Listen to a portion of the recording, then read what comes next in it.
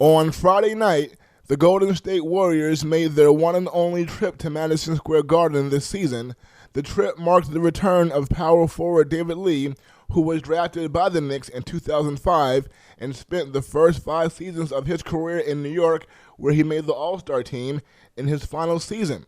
Lee was let go at the end of that season in 2010, a salary cap casualty, as the Knicks went in hot pursuit of LeBron James, Amari Stoudemire, and others. Lee ended up in Golden State with the Warriors, where he made the All-Star team a season ago. Lee's Warriors were very successful a season ago and made the postseason for the first time in ages and upset the Denver Nuggets in the first round. Lee, however, was not able to play in last season's game at Madison Square Garden against the Knicks, a game in which teammate Steph Curry went off for 54 points because Lee was suspended for a game for getting into a little on-court squabble in the game before. This season, David Lee is averaging 18.7 points and 9.7 rebounds a game for a Golden State Warriors team that, if the playoffs began today, would be the 6th seed in the Western Conference playoffs. For David Lee, before the game, being back in the Garden meant a lot. No question. I mean, going out there, seeing all the familiar faces, it's great to be back in New York. You know, I spend quite a bit of time here in the off season, so yeah, this game definitely means a lot. You know, I'm not sure actually the game means anymore, but just being back here definitely brings back good memories, and it's great to be back. So after seeing his former Knicks team win 54 games just last season, what does he make of what has happened this season now that they have a current record of 21-38? I'll tell you what, there's a really fine line, you know, to winning and losing in the NBA. I know it's been a tough season all around. Even talking to some of the employees around here, they're saying, "Man, wish things were better." And I've been through seasons like that both here and in Golden State, and how quickly we turn things around. It's a very fine line, but there's a lot of good players on the Knicks team, and I'm sure they'll find a way to pull it together.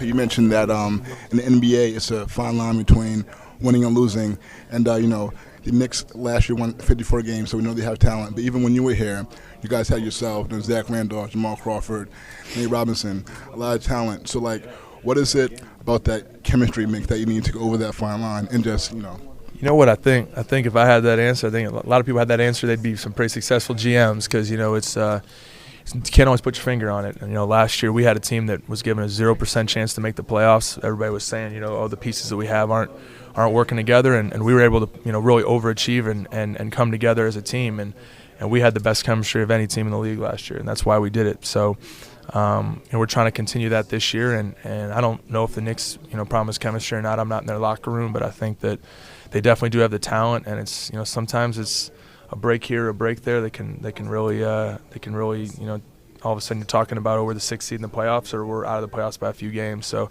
the NBA, there's great players on every team. It's a matter of just getting the most out of your guys. How tough was it last season to be an All-Star, but then not be able to play in the one game here last season? Oh man, I mean, I'm not saying I would have given up the All-Star game for it, but it was it would have been neck and neck. I'll tell you what, it was and really just the fashion in which it happened. Hearing about it, an hour and a half before I'm going to come to the arena, and to make it worse, I would have liked to come by here and been able to see your guys' faces, see the faces of the friends that I still have here, and say hello, and I wasn't even able to do that. So it was one of the more frustrating times, and plus with the performance that Steph put on last year, I think that if I would have played, we would have had a chance to win that game because his performance was amazing, but we weren't able to get the win, so it was kind of a damper on that. So for a lot of reasons, wish I could have been a part of it last year, but just happy.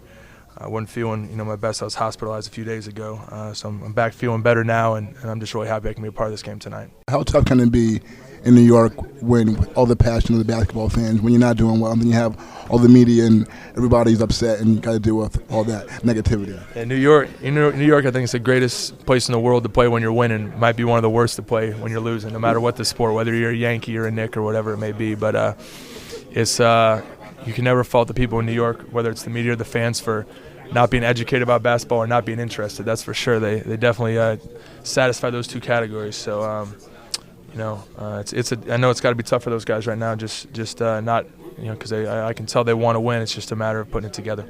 Does he harbor any ill will towards the Knicks for not valuing his abilities? The decisions were made, and as we know at that time there was a focus to make an attempt to get LeBron James, and that was very widely publicized, and they did everything that in their power to make that push. that was a decision that was made, and I don't hold any grudges against anything like that.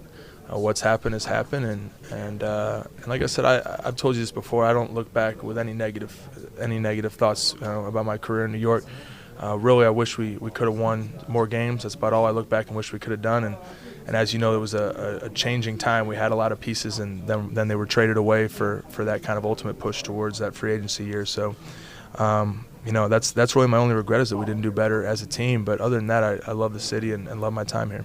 And finally, living in the city for as long as I did, I feel like I'm from New York after being here for 5 years. It really grows on you. So it means a lot. I have a lot of respect for the organization and the history they have here. So I other than the Warriors family, which I'm in right now, that's the only other team I really keep up with, and as long as we're not playing, I might constantly still hope for the best for this organization. All right, this is Samori Benjamin, and that's sports.